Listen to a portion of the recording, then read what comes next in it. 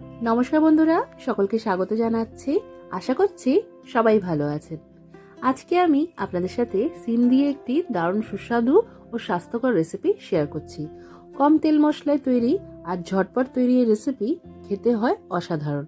আশা করছি রেসিপি ভালো লাগবে। ভিডিও ভালো লাগলে ভিডিওটাকে লাইক আর শেয়ার করতে ভুলবেন না। এই রেসিপিটা তৈরি করার জন্য আমি এখানে 200 গ্রাম সিম ভালো করে ধুয়ে পরিষ্কার করে নিয়েছি। এখন একটা পাত্রে একটু জল গরম করে নিয়ে এই সিমগুলো দিয়ে দিয়েছি। সিমটা আমি কোনো রকম নুন হলুদ ছাড়াই সেদ্ধ করে নেব। মোটামুটি এটা মাঝারি আঁচে ঢাকা দিয়ে সেদ্ধ করলে 3-4 মিনিটের মতনই সময় লাগবে। তো এখন 4 মিনিট পর আমি ঢাকাটা সরিয়ে রাখছি। সিমটা খুব ভালোভাবে সেদ্ধ হয়ে গেছে। চেক করার জন্য একটা চামচ ইউজ করব আমরা। চামচ দিয়ে এইভাবে একটু কেটে নিলেই বোঝা যাবে যেগুলো ভালোভাবে সেদ্ধ হয়ে গেছে।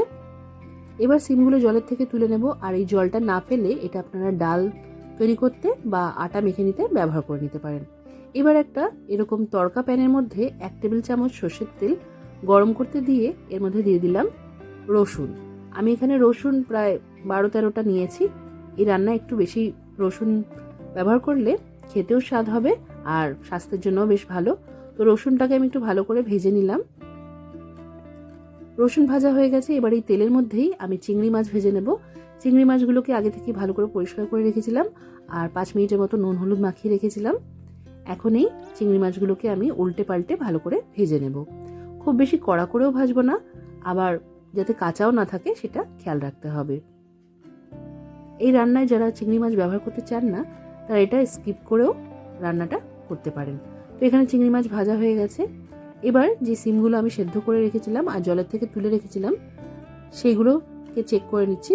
এর মধ্যে কয়েকটা আঁশ দেখা দিচ্ছিল, তাই সেগুলোকে আমি ভালো করে ছাড়িয়ে নিচ্ছি। অনেক সময় সিমের আঁশ ভালো করে ছাড়ানো যায় না, তো সেদ্ধ করার পরেও যদি দেখা দেয় তো সেগুলোকে আপনারা বাদ দিয়ে দিতে পারেন। এবার হাত দিয়েই এটাকে ভালো করে চটকে নিতে হবে। এবার এর মধ্যে আমরা স্বাদ মতো কাঁচা লঙ্কা আর যেই রসুনটা ভেজে রেখেছিলাম সেটা দিয়ে দেব। রসুনগুলোকে আমি হাত দিয়েই এইভাবে একটু চটকে নিচ্ছি। কাঁচা লঙ্কার পরিবর্তে আপনারা এখানে শুকনো লঙ্কা ভেজে নিয়েও দিতে পারেন বা দুটোই ব্যবহার করতে পারেন, যে যেরকম ঝাল ভালোবাসেন। এবার এর মধ্যে দিয়ে দিচ্ছি পেঁয়াজ কুচি আর ধনেপাতা কুচি। পেঁয়াজ কুচিটা এখানে একটু বেশি দিয়েছি, মানে এখানে দুটো মাঝারি সাইজের পেঁয়াজ কুচি দিয়েছি। 1 মুঠোর মতো ধনেপাতা কুচি আছে।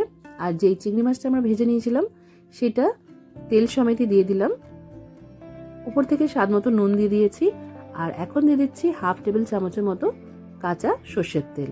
এবার এই সব কিছুকে ভালো করে আমাদের মেখে নিতে হবে। আপনারা কিন্তু চাইলে চিংড়ি মাছটা আর সিমটাকে আলাদা করে বেটেও নিতে পারেন। আমি এটা এইভাবেই তৈরি করছি, আমার কাছে এটা এইভাবেই খেতে ভালো লাগে। তৈরি হয়ে গেছে আমাদের সিম মাখা। এটা গরম গরম ভাতের সাথে পরিবেশন করুন। আশা করছি আজকের এই রেসিপি আপনাদের ভালো লেগেছে। অবশ্যই করে রেসিপিটা ট্রাই করবেন, কমেন্ট করে জানাতে ভুলবেন না যে কেমন লাগলো। আজকের মতো এখানেই শেষ করলাম। সবাই খুব ভালো থাকবেন আর সবাইকে খুব ভালো রাখবেন। ধন্যবাদ।